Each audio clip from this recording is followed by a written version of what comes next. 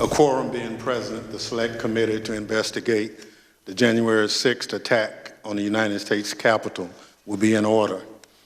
The Select Committee is meeting this evening to consider a report on a resolution recommending the House of Representatives find Peter K. Navarro and Daniel Scavino, Jr. in contempt of Congress for refusal to comply with subpoenas duly issued by the Select Committee to investigate the January 6th attack on the United States Capitol.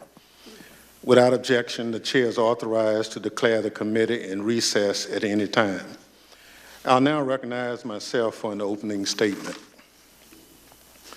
This evening, the Select Committee is required to consider 2 more citations for criminal contempt of Congress for Daniel Scavino, Jr. and Peter Navarro.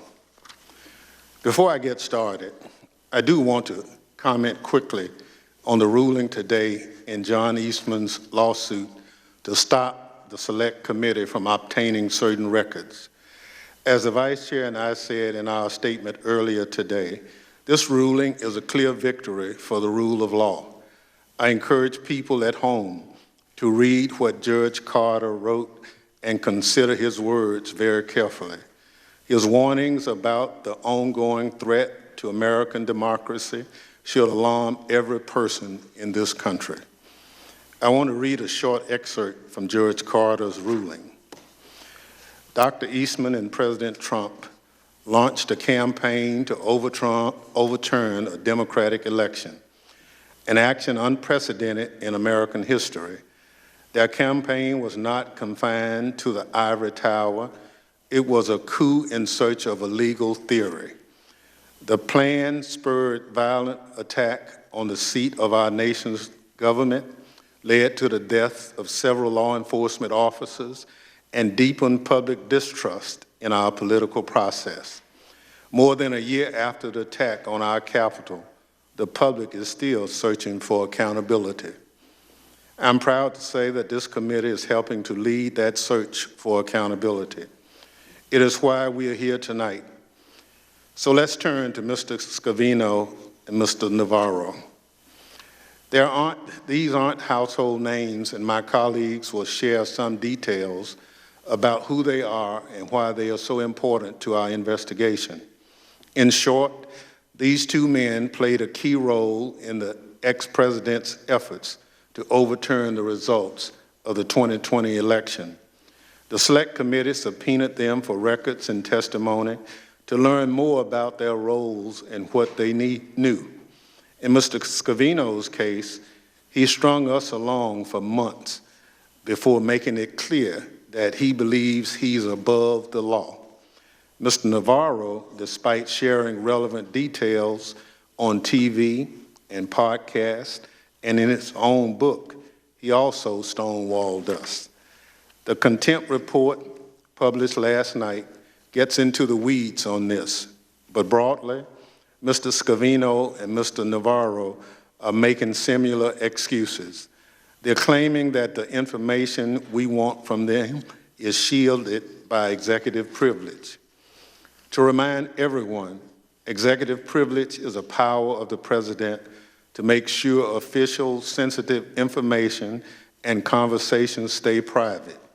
It's a privilege used to protect the presidency and our national security.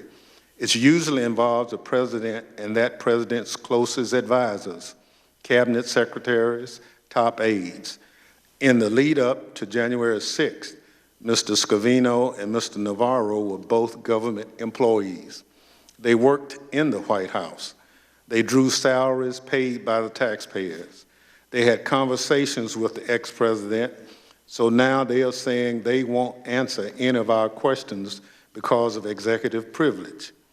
There are a couple of big problems with their argument. First, generally speaking, executive privilege doesn't belong to just any White House official. It belongs to the president. Here, President Biden has been clear that executive privilege does not prevent cooperation with the Select Committee by either Mr. Scavino or Mr. Navarro. And while the ex-president reportedly has raised privilege concerns when it comes to Mr. Scavino, In Mr. Navarro's case, nobody has even tried to invoke privilege except Mr. Navarro himself. That's just not the way it works. Peter Navarro isn't president. It's important to note that even if a president has formally invoked executive privilege regarding testimony of a witness, which is not the case here, that witness has the obligation to sit down under oath and assert the privilege question by question. But these witnesses didn't even bother to show up. Second, if the ex-president had a legitimate claim to executive privilege, this is a privilege that applies to things that happen in an official capacity. So if Mr. Scavino or Mr. Navarro are claiming that all the information they have is protected by executive privilege, they are basically saying that everything they did in their official roles, paid by taxpayers. As I said before, we want to talk to Mr. Scavino and Mr. Navarro about their roles in the attempt to overturn an election. The American people didn't pay their salaries to do that. Now there are a lot of laws that set out what government officials aren't allowed to do when they are on the clock or using government resources.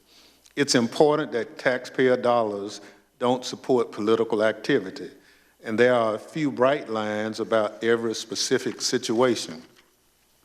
I can't sit in my office on Capitol Hill and make fundraising calls. Every staff member has to take an ethics training every year to remind them that what's in and out of bounds. I don't mean to make light of it, but it's just for the record and for those watching at home, trying to overturn an election is out of bounds, way out of bounds. Yet, Mr. Scavino and Mr. Navarro say they won't talk about the causes of January 6th because they were White House officials at the time, engaged in official business, and so executive privilege stands in the way. They potentially played a part in an attack on American democracy, but they can ignore our investigation because they worked for the government at the time. That's their argument. They're not fooling anybody. They are obligated to comply with our investigation. They have refused to do so, and that's a crime. Our investigation aims to give the American people a lot of answers about a great many matters, but I think we'll also leave you with some unanswered questions to consider for yourselves. Questions about the sort of people who deserve the power and responsibility of positions of public trust. For a great many of us, it means something profound when we raise our hands and swear an oath. We haven't finished the work of our investigation, but I can say confidently that the many involved in the run-up to January 6th, an oath, a statement of fidelity to our democracy, was nothing more to them than meaningless words. I fear what happens if those people are again given the reins of power. These men, Mr. Scavino and Mr. Navarro, are in contempt of Congress. I encourage my colleagues to support adoption of this report. I'm confident the House will adopt a resolution citing them for this crime. And I hope the Justice Department will move swiftly to hold them accountable. I'm pleased now to recognize my friend, the gentlewoman from Wyoming, Ms. Cheney, for any remarks she care to offer. Thank you very much, Mr. Chairman. We're entering a critical stage of our investigation. We've now taken the testimony of hundreds of witnesses with knowledge of the events of January 6th, including more than a dozen former Trump White House staff members. We have learned that President Trump and his team were warned in advance and repeatedly that the efforts they undertook to overturn the 2020 election would violate the law and our Constitution. They were warned that January 6th could and likely would turn violent. And they were told repeatedly by our state and federal courts, by our Justice Department, and by agencies of our intelligence community that the allegations of widespread fraud sufficient to overturn the election were false and were unsupported by the evidence. And yet, despite all these specific warnings, President Trump and his team moved willfully through multiple means to attempt to halt the peaceful transfer of power, to halt our constitutional process for counting votes, and to shatter the constitutional bedrock of our great nation. As a federal judge concluded today, the illegality of President Trump's plan for January 6th was, quote, obvious. Today, as the chairman noted, we address two specific witnesses who have refused to appear for testimony.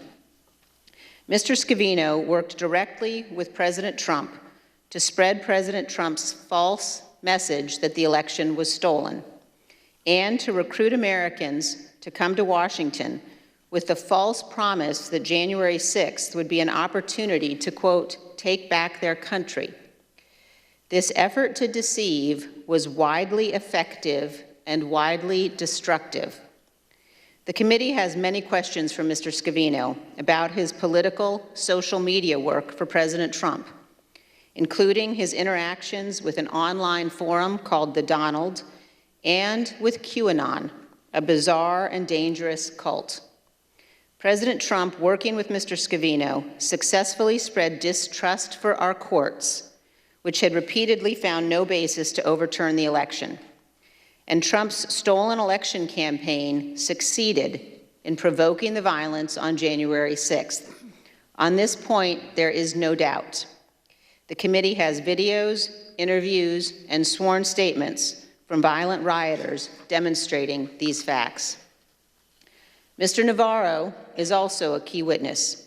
He's written a book boasting about his role in planning and coordinating the activity of January 6th, and yet he does not have the courage to testify here.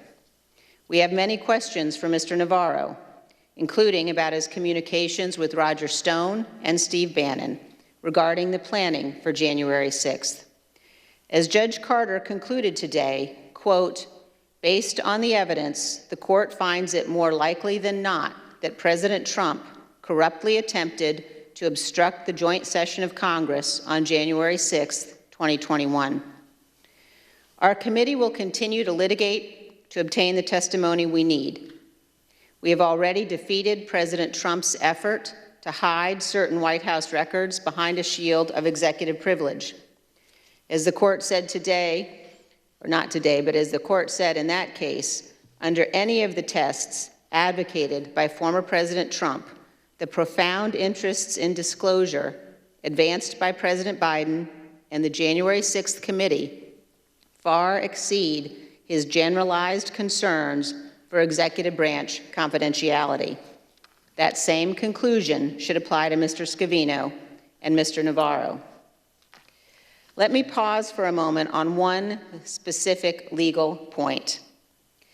Like Mr. Meadows, Mr. Navarro insists that he is above the law and is categorically and absolutely immune from any congressional subpoena regarding January 6th.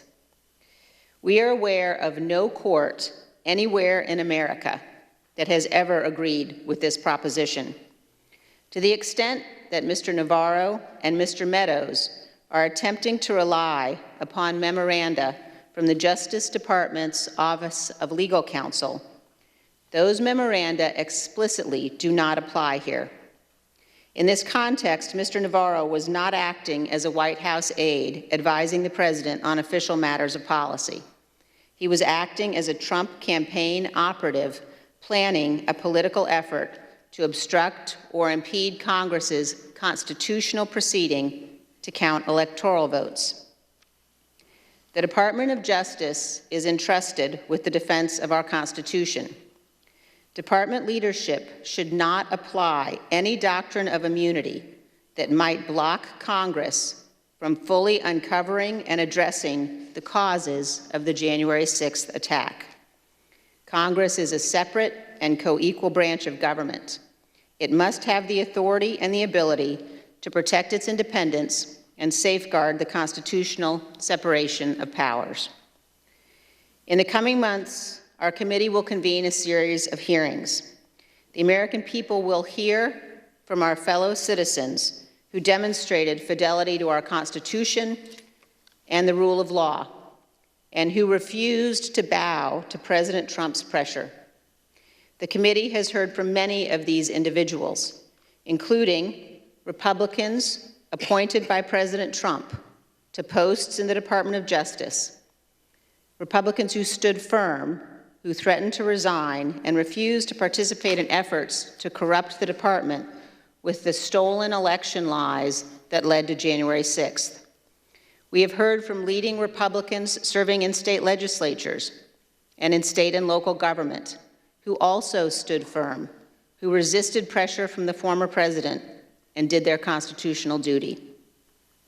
And we have heard from Republicans who were serving in the Trump White House, including those who warned in advance that the president's plans were unlawful, and those who tried to intervene with the president to get him to halt the violence when it erupted on January 6th.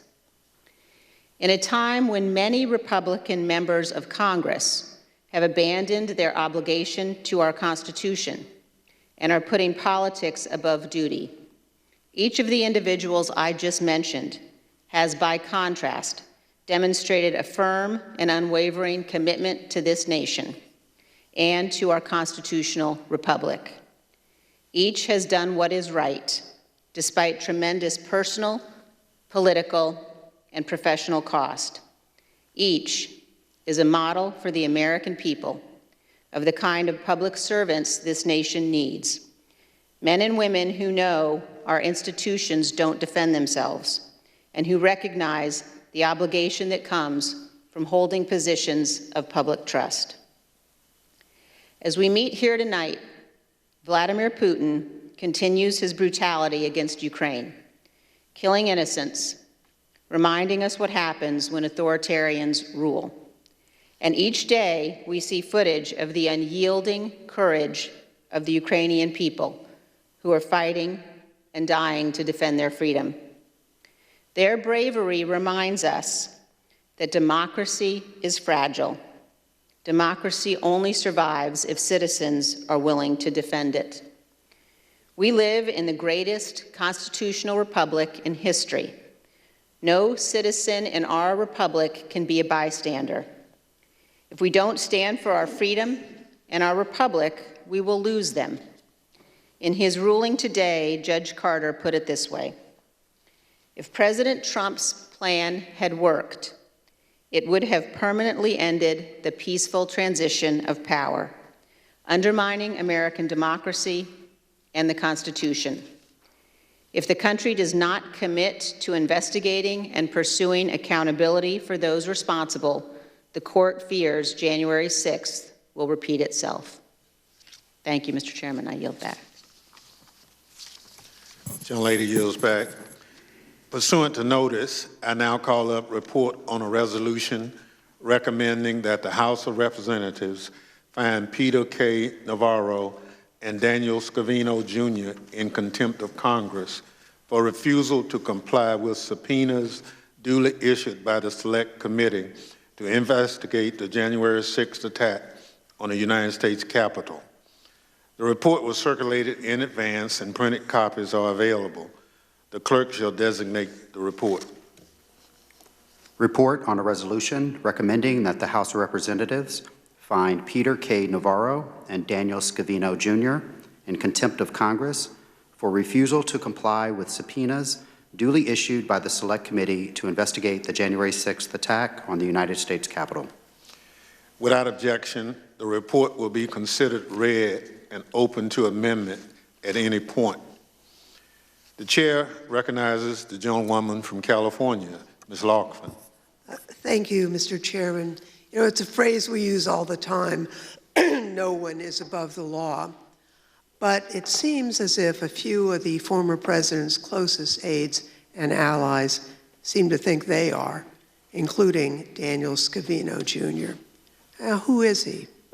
Mr. Scavino met Mr. Trump around 1992 and worked for him for many years, first at the Trump National Golf Club and then as director of social media for his 2016 presidential campaign, then as White House Deputy Chief of Staff for Communications, and on his 2020 campaign, and later on efforts to reverse the election results, which former Vice President Mike Pence has denounced as un-American. According to many published reports, Mr. Scavino worked closely with Mr. Trump to use social media to spread lies regarding non-existent election fraud and to inflame a violent, angry mob. For example, Mr. Trump's Twitter account praised a false report alleging election fraud, tweeting, and here's a quote, "A great report, statistically impossible to have lost the 2020 election. Big protest in DC on January 6th.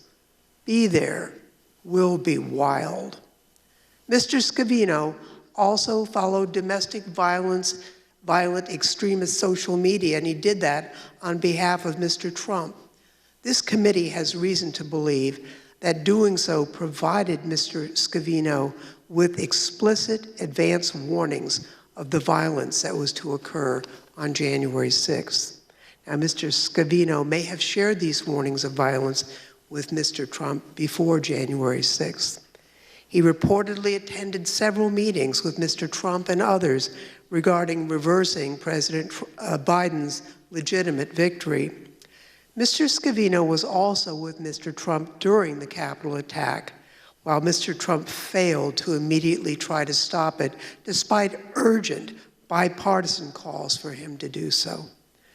Republican Senate Minority Leader Mitch McConnell rightly said that the public needs to know everything about what caused and occurred on January 6th. Now, to inform both the American people and legislative reform proposals, this committee needs to speak with Mr. Scavino. He has to fulfill his legal and his moral obligation to provide testimony and documents, or he should face the consequences. That's why we're taking this action today. In the United States of America, no one is above the law. This committee is doing its job.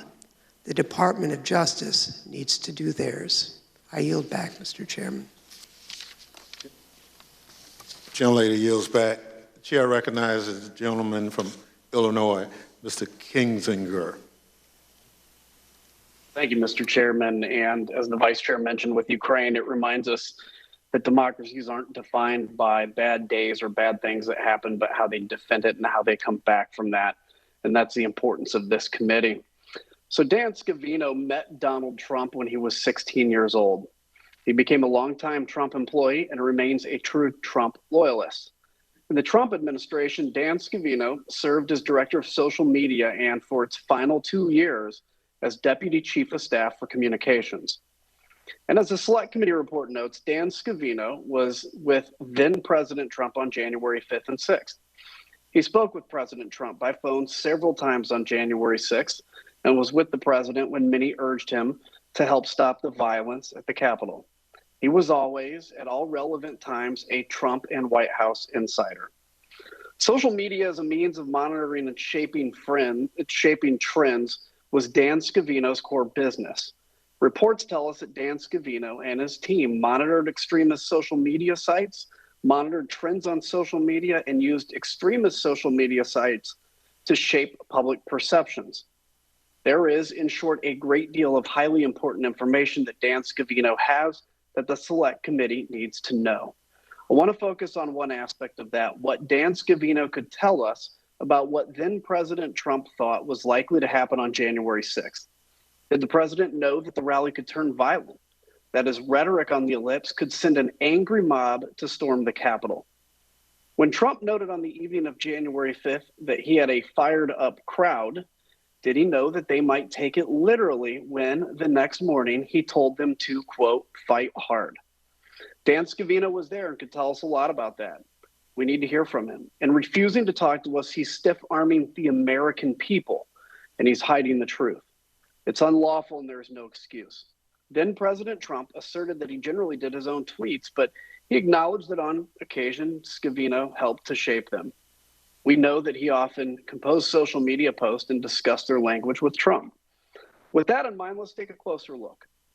On December 19th, 2020, Trump retweeted a video that ended by urging viewers to, quote, fight for Trump. And here it is. January 6th was then just 2.5 weeks off. Dan Scavino could tell us something useful about why Donald Trump retweeted that particular message. President Trump also retweeted a video titled, quote, how to steal an election. Among other things, it argued that COVID-19 was created to ensure that Trump would lose the election. And here's that one. QAnon had already retweeted that one by the time Trump did. We'd like to hear what President Trump's director of social media has to say about that. And what did Trump's extremist followers on The Donald and other hard-right social media sites make of all that, of President Trump urging them to join in a wild protest on January 6th? Some of his followers on the Donald Fringe site took it as marching orders. Dan Scavino had every reason to know that they would be violent. Dan Scavino was well aware of what his boss wanted. And to the extremist violent users that use the site like Donald Trump, or like the Donald, Dan Scavino himself sent out a video that a user on the same site understood to be, quote, literal war drums. President Trump had by then been president for a full 4 years with Dan Scavino at his side. They knew that the January 6th crowd could turn violent. They knew exactly what they were doing, and the Select Committee needs to hear directly from Dan Scavino about his and President Trump's role in inciting violence that day. Thank you, Mr. Chairman. I'll yield back. Gentleman yields back. Chair recognizes the gentleman from California, Mr. Schiff. Thank you to our Chairman and Vice Chair for convening us today. Our committee has a singular purpose: to ensure that our nation never again experiences the violence of January 6th, that there is never again an effort to overturn a presidential election or to interfere with a peaceful transfer of power. That is our object, and every single witness called before this panel should cooperate. It is a patriotic duty to help Congress and the American people understand how the tragedy of January 6th came about. And more than a duty, it is a necessity when served with a lawful subpoena to appear, which is why we are here today. Peter Navarro and Dan Scavino have refused to comply with a duly authorized subpoena, offering up again and again spurious and unjustifiable excuses. In Mr. Scavino's case, he has clearly relevant testimony for our committee. Scavino was intimately involved in former President Trump's social media content and strategy, and served as Deputy Chief of Staff for Communications while also actively promoting Trump's campaign. The Select Committee believes that Scavino was with Trump on January 5th and 6th, including during a period when the Capitol was under attack, that he was party to conversations with Trump about challenging, disrupting, or impeding the congressional proceedings to certify the election results, and that he may have also had prior knowledge regarding the likelihood of violence on January 6th, due to his monitoring of social media sites where such violence was discussed and predicted. Specifically, through press reporting, we are aware that on January 6th, Mr. Scavino was advising Trump throughout the day, potentially even directly sending messages from the White House and potentially playing a role in the video message Trump released hours after rioters breached the Capitol. It's also been reported that Mr. Scavino was present during a January 5th strategy session with Trump as they schemed on how they could convince congressional Republicans to successfully object to the certification of the election and thus overturn it. This is why Mr. Scavino has an obligation to appear before us. Nevertheless, Mr. Scavino claims to be protected under executive privilege, but that claim isn't grounded in the law or reality. Executive privilege doesn't allow for a person to simply refuse to appear before a congressional committee. It doesn't apply to Scavino's campaign activities on behalf of the former president. It doesn't apply to a potentially unlawful scheme to obstruct Congress, and it doesn't apply to his official duties when, as here, the current president of the United States asserts it is not in the public interest to do so. I have one more thing to add tonight. The Department of Justice has a duty to act on this referral and others we have sent. Without enforcement of congressional subpoenas, there is no oversight. And without oversight, no accountability, not for the former president or any other president, past, present, or future. Without enforcement of its lawful process, Congress ceases to be a co-equal branch of government, and the balance of power would be forever altered to the lasting detriment of the American people.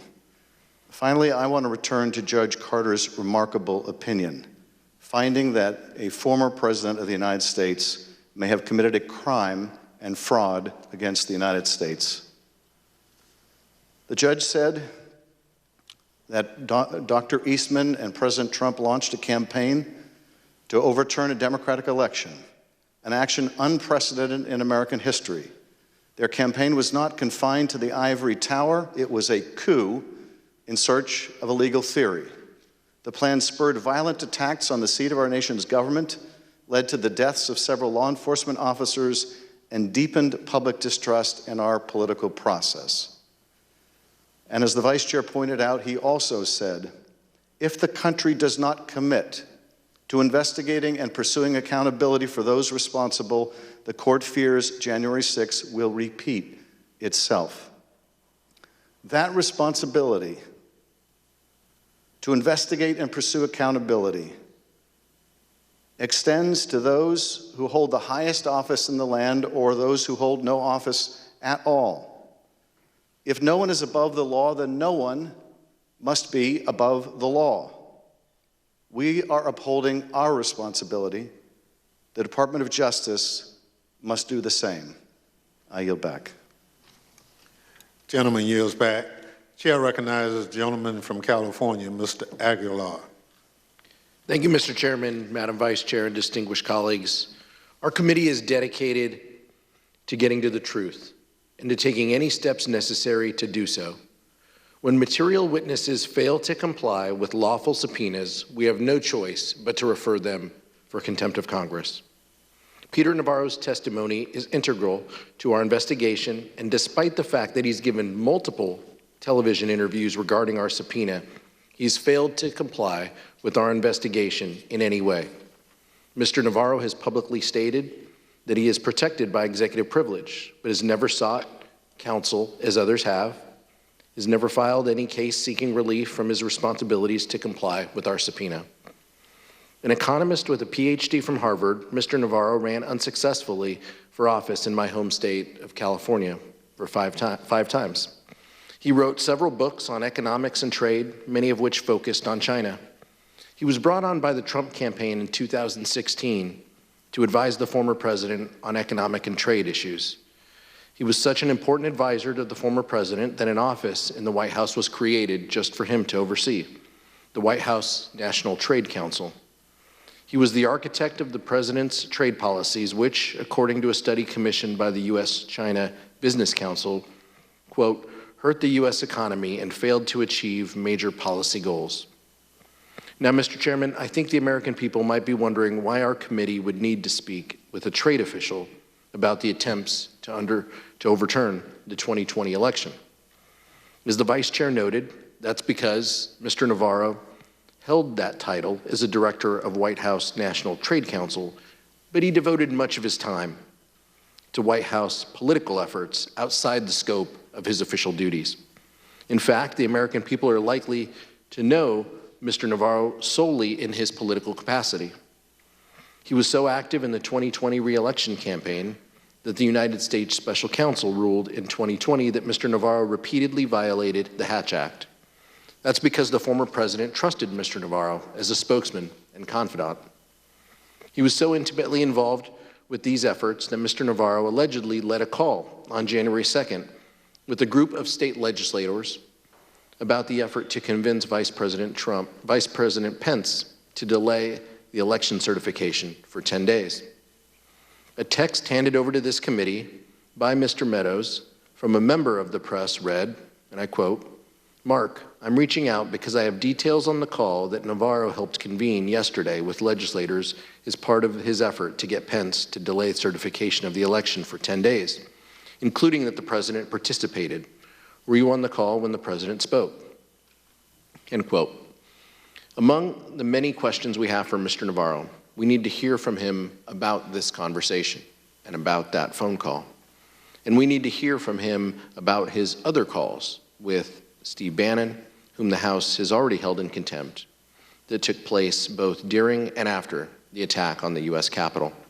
We know that Mr. Navarro believes he and Mr. Bannon came up with the strategy for overturning the election because he details it in his book, which I know my colleague from Florida will discuss in greater detail. This is as clear a case for contempt as we are likely to see, Mr. Chairman, and I yield back. Gentleman yields back. Chair recognizes the gentlewoman from Florida, Mrs. Murphy. Thank you, Mr. Chairman. And I'll just pick up where my colleague, Mr. Aguilar, left off. Over a month and a half ago, Mr. Navarro was subpoenaed by this committee.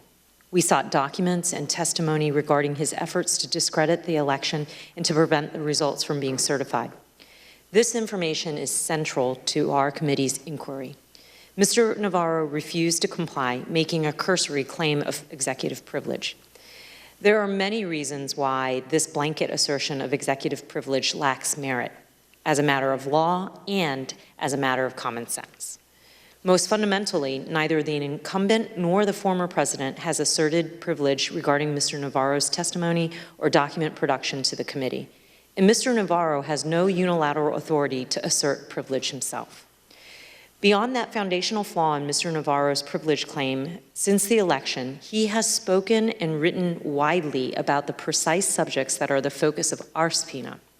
Clearly, Mr. Navarro is eager to tell his story as he sees it, so long as he can do so on his own terms. For example, in 2020 and in 2021, Mr. Navarro published a 3-part report on his website called the Navarro Report. In it, he makes allegations about election fraud that have been debunked. Furthermore, in November 2021, Mr. Navarro published a book called In Trump Time. He describes in detail actions he took to change the outcome of the election. For instance, Mr. Navarro claims credit for working with Steve Bannon to concoct a scheme they called the Green Bay Sweep. The core of this plan was to encourage Vice President Pence to delay certification of the Electoral College votes on January 6 and to send the election back to state legislators. In his book, Mr. Navarro also writes what he called Attorney General William Barr. He also writes that he called Attorney General William Barr, asking the Department of Justice to support President Trump's legal efforts to challenge the election results, which Barr declined to do. Notably, Mr. Navarro acknowledges that he kept a journal detailing this episode and other post-election actions he took. And finally, earlier this year, at the same time he was refusing to comply with our subpoena, Mr. Navarro made multiple media appearances during which he discussed his various roles in the events that culminated in the January 6 attack. I'd like to play a media clip right now. Can you please cue the clip? What about this interview, which is kind of interesting, is like I have so much knowledge to share with you about what I was involved in and what I know. Given that you've told me that you have a plan that you push to delay or deal with the certification, you've told me 100 members back it, and you've said in public Trump was on board. If you say all those things out here, why risk a legal battle or going to jail to refuse to discuss them with the committee under oath? Because I have a loyalty to the Constitution and a loyalty to the president. The president has invoked executive privilege in this matter. It's not my authority to revoke that privilege. You say it's not your privilege to waive, but let's look That's the law. No, at how often it's you've waived it. Let's look at some of the news you've made on these topics. Take a look. Former Trump advisor Peter Navarro is spilling the beans. We had over 100 congressmen and senators on Capitol Hill ready to implement the sweep. Peter Navarro. Right? The boss tells Pence to take my friggin' call. Navarro tells Rolling Stone It was about sending the votes back. Most or all of those states would decertify the election. How do you expect people to take seriously your claim that this is secret and privileged when you've been out there talking about it? And when you and Bannon said the committee's dog wouldn't bark, they were afraid of you and the report, it seems now, Peter, like the dog has barked. Thank you. He has so much knowledge to share with a journalist, but he refuses to share that knowledge in response to a lawful subpoena. Evidently, Mr. Navarro is only concerned with executive privilege with keeping certain matters confidential when it's convenient for him. Unfortunately for him, and fortunately for the American public, that's not how the law works. No president, incumbent or former, has claimed privilege regarding Mr. Navarro's testimony and documents. And in any event, his claim of executive privilege is severely undermined, if not foreclosed altogether, by his extensive public disclosures on the same issues the committee seeks to question him about under oath. As a result of his actions, Mr. Navarro is clearly in contempt of Congress and should be referred to the Department of Justice for criminal prosecution. I yield back. Gentlelady yields back. Chair recognizes the gentleman from Maryland, Mr. Raskin. Thank you, Mr. Chairman. My hero, Tom Paine, said the cause of America is the cause of mankind. And today, democracy is under siege all over the world. And just as we're working to defend and fortify democracy abroad, in Ukraine and other places, we're working to defend and fortify democracy here at home. The assault on American democracy that exploded on January the 6th, Mr. Chairman, had two coordinated elements that we've been able to see. One was a violent insurrection from the outside, infused by propaganda and disinformation, and led by domestic violent extremist groups like the Oath Keepers, the Proud Boys, the Three Percenters, the QAnon networks, the militia groups. But the other component was a secret campaign on the inside to replace our constitutional process governing presidential elections with a tissue of lies and counterfeit processes that make a mockery of American democracy. This is what the political scientists call a self-coup. It's not a coup against a president, like most coups, but it's a coup organized by the president against the constitutional framework itself. The two contempt citations we vote on tonight will go to persons who have critical information about both components of this assault on America and the coordination between them. Peter Navarro worked to overthrow the election by nullifying 79 electoral college votes cast by tens of millions of Americans who live in Arizona, Georgia, Pennsylvania, Michigan, New Mexico, and Wisconsin. Had his so-called Green Bay sweep, which, by the way, is an insult to Green Bay Packers all over the country, but had his so-called Green Bay sweep not been blocked by the bravery of our police officers, 150 of whom were injured, wounded, or hospitalized by insurrectionary violence, and by Vice President Pence's refusal to abandon his constitutional duties, this attempted coup would have, quote, permanently ended the peaceful transition of power in America, unquote, threatening the survival of democracy and the Constitution, as United States District Judge David Carter put it so powerfully in his remarkable decision today, rejecting the claims of Navarro's comrade in these efforts, John Eastman. We subpoenaed Navarro to produce documents by February the 23rd, 2022, and to appear for deposition on March 2nd. He has produced no documents and failed to appear for his scheduled deposition. Peter Navarro must be held in criminal contempt of Congress and the American people because he is acting with criminal contempt for the Congress and the American people. The American people want to know what sets him above the law. The Supreme Court said in 1950, in U.S. versus Bryan, that a subpoena creates a public duty which every person within the jurisdiction of the government is bound to perform when properly summoned. In 2020, the Supreme Court emphasized that it is the duty of all citizens to cooperate with a subpoena. But Navarro invokes the words executive privilege, repeats the phrase over and over again, "It is not my privilege to waive." And he thinks he has found a magic wand to nullify the powers of the US Congress, just like he thinks he has found a magic wand to nullify the powers of the states to cast their own electoral college votes. Now, Navarro's statement that the executive privilege is, quote, not his to waive, is in fact accurate.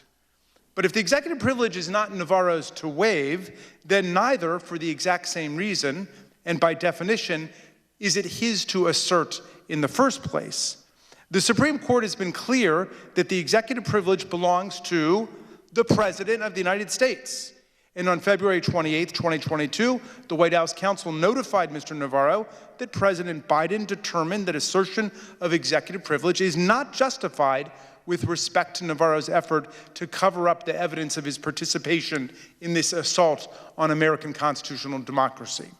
So Navarro then appears to fall back on the vague assertion that the executive privilege here belongs to former President Trump, which is not only dubious, but entirely irrelevant, because our committee has not been given any attempted invocation of executive privilege by Donald Trump, either formally or informally, indirectly by Peter Navarro or directly by Donald Trump. Nothing. There is plainly no assertion of executive privilege here, either by the actual president or by any former president. And even if there were, even if President Biden tried to assert executive privilege for Peter Navarro, it would fail immediately because the privilege does not apply to private political business, much less to criminal activity like conducting coups or insurrections against the government. The privilege applies only to professional speech on government policy by advisors rendering confidential advice on matters within their domain of professional responsibility. Now, Peter Navarro was the White House trade advisor. It was not within his job description to overthrow presidential elections, coerce vice presidents into abandoning their constitutional responsibilities, or impose counterfeit regimes in place of the US Constitution.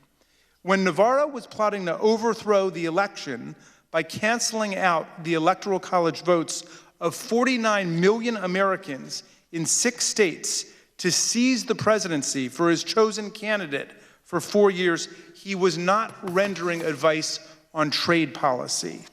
We are not seeking documents or testimony from Navarro related to his official duties as trade advisor.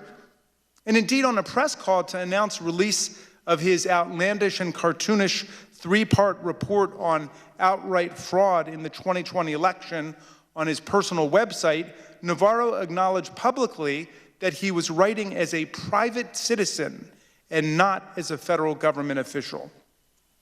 So please spare us the nonsense talk about executive privilege, rejected now by every court that has looked at it.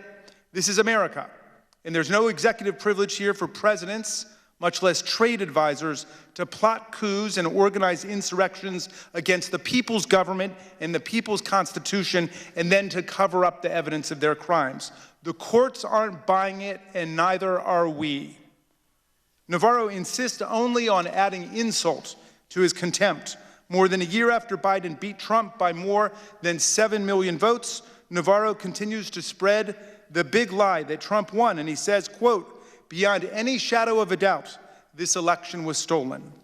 He brags about his work with Steve Bannon to apply pressure on Vice President Pence to do the wrong thing. He tells the complete story in his book, In Trump Time, and in his 3-part report, which was made up of titles like The Immaculate Deception and The Art of the Steal, of how they tried to get Pence to abandon his constitutional duties and force the contest into a contingent presidential election under the 12th Amendment in the House of Representatives.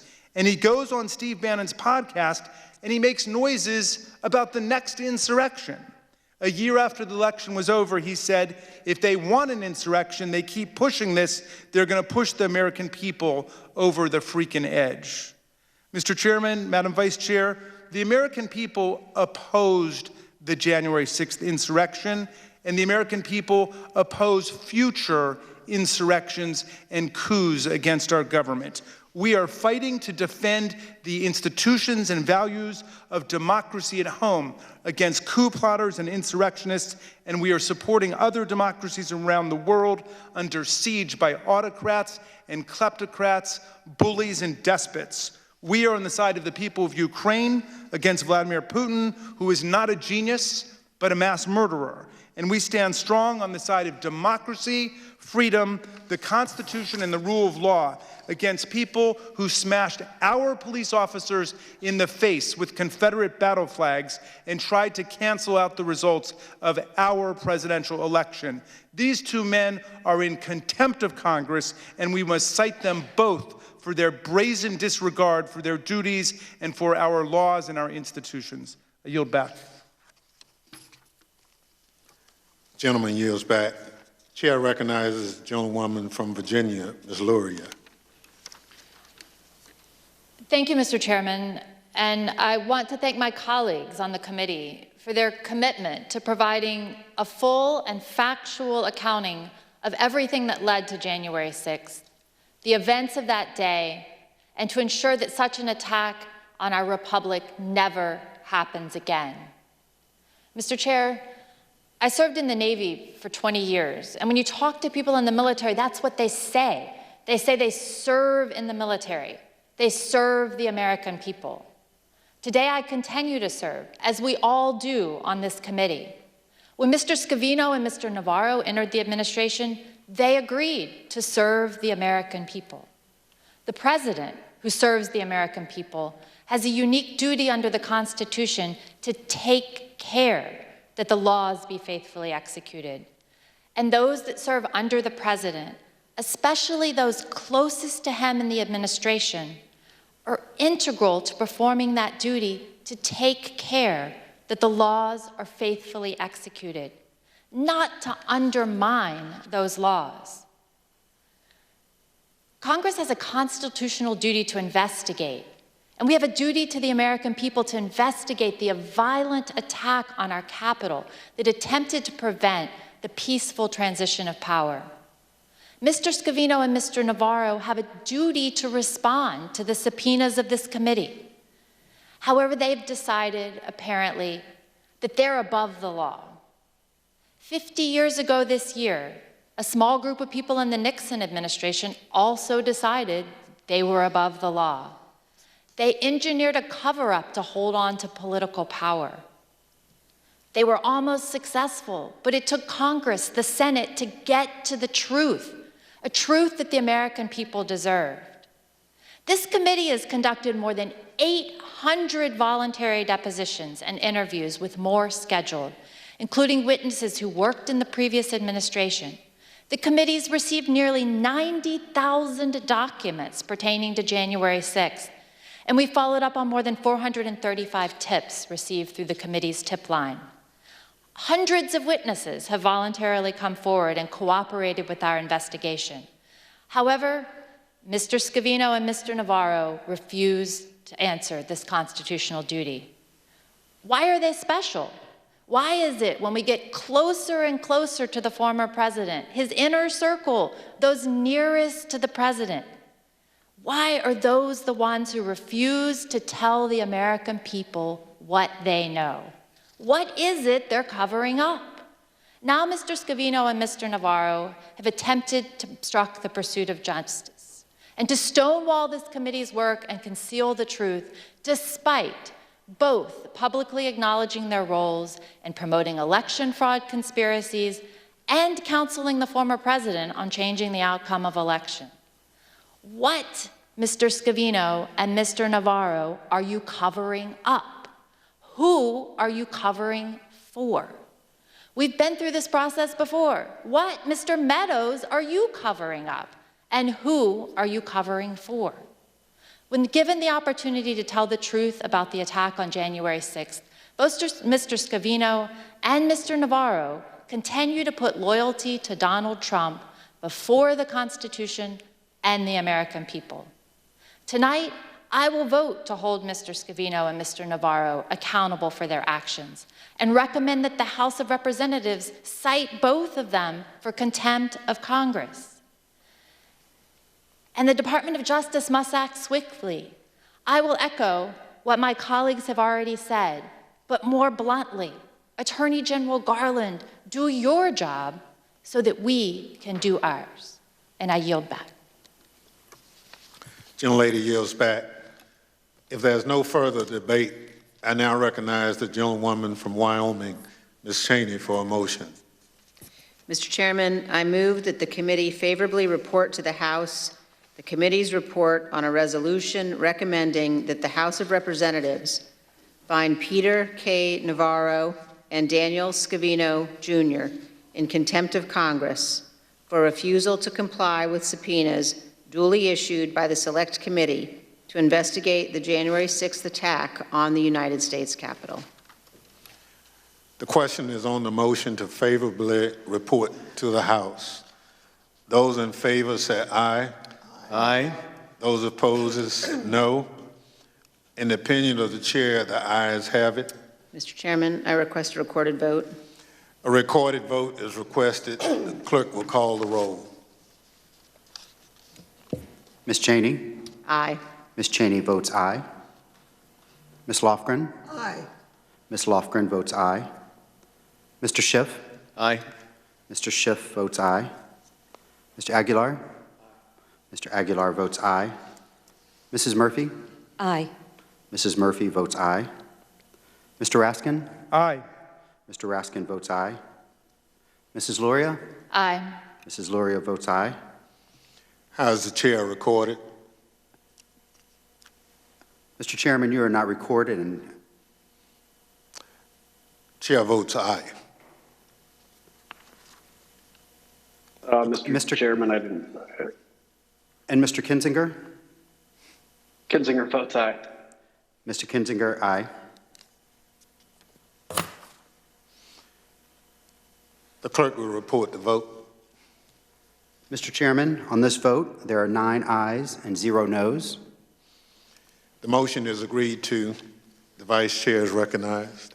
Mr. Chairman, pursuant to Clause 2L of Rule 11, I request that members have 2 calendar days in which to file with the clerk of the committee supplemental or additional views on the measure order reported by the committee tonight. So ordered. Without objection, staff is authorized to make any necessary technical or conforming changes to the report to reflect the actions of the committee. There being no further business, without objection, the Select Committee stands adjourned.